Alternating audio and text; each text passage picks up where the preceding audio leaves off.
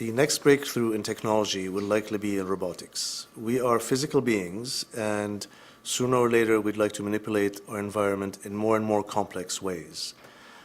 As the systems that we are designing become more complex, mechatronics starts playing a very important role in the systems that we are designing.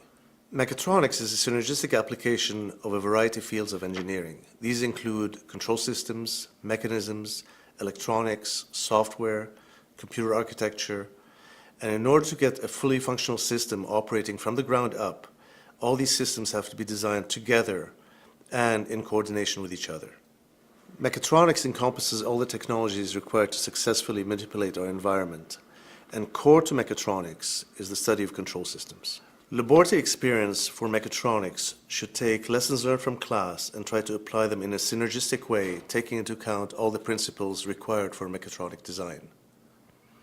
Laboratory experiments should be directed towards gaining understanding of physical systems while keeping in mind all the requirements for successful completion of the project, but also keeping in mind what the industrial applications are for these systems. The Mechatronics Control Collection was conceived with these ideas in mind. The systems are industrially relevant robotic systems with an open architecture design. The students are intimately involved in the design, starting from the basic fundamentals of actuator selection, sensor placement, and software requirements. The student designs advanced control systems while keeping in mind all the synergistic applications of the theories they learn in class. This mechatronics approach is internally used at Quanser, and all the systems that we design right now are based on mechatronics principles.